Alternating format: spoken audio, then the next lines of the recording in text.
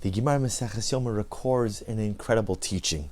The Gemara in Daf Ayin Beis on Beis 72b writes as follows: Rabbi Yochanan, the great sage Rabbi Yochanan said, Shlosha zirim heim. There are three crowns which exist within Yiddishkeit. Shal Mizbeach, V'shal Aron, V'shal Shulchan.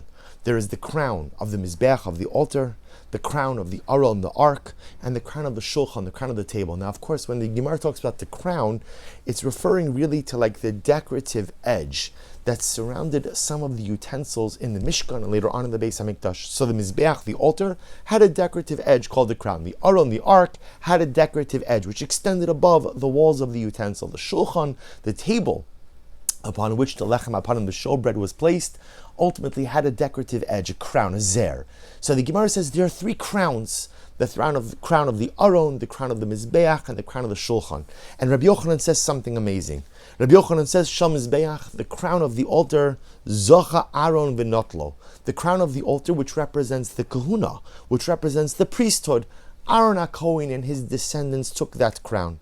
Shal Shulchan, the crown of the table, Zocha David Unotlo. David HaMelech and his descendants took that crown. You know, the Shulchan represents wealth and prosperity, which is often associated with the monarchy. So remember again, David HaMelech was the founder of the dynastic monarchy. So David took the crown of the Shulchan, of the table. Shel Aron, what about the crown of the Aron of the ark? So the Gemara says, whoever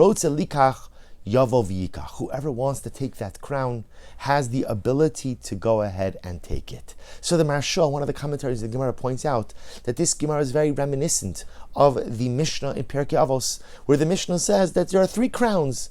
There is Keser Kahuna, the crown of the priesthood.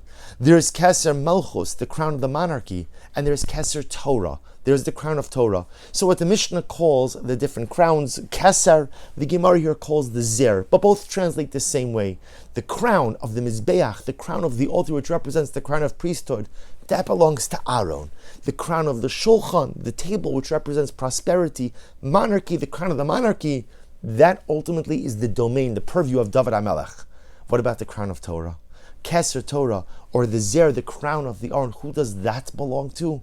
So the Gemara says whoever wants to take it has the ability to take it. So of course, the most profound, simple yet profound lesson the Gemara is teaching us is that you're only a Kohen if your father's a Kohen.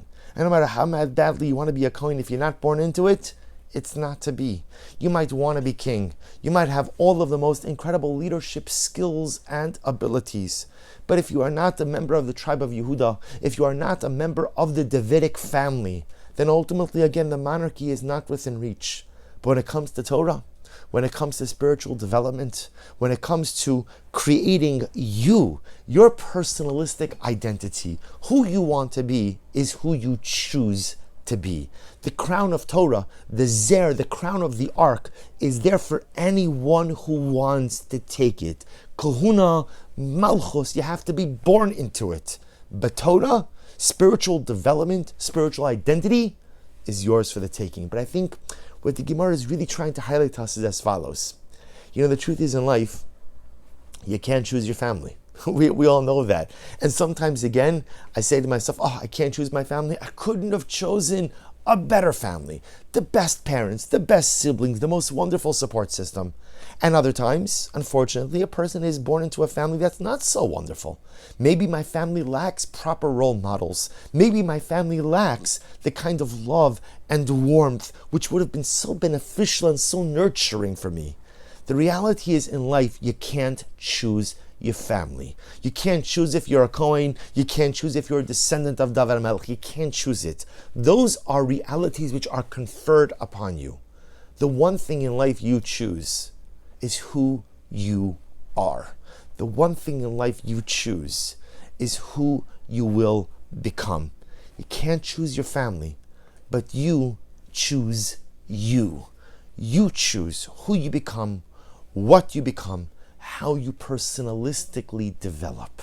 And this perhaps is the basic yet profound lesson that the Gemara is trying to highlight to us. I can't choose the Keser Kuna, the crown of Kahuna. Either it's given to me or it's not. And I can't choose the crown of monarchy. Either I'm born into it or I'm not. but the crown of personalistic development, the crown of spiritual accomplishment, the crown of ruchnius, of holiness, of kedusha, kol harotze litol yavo v'yitol.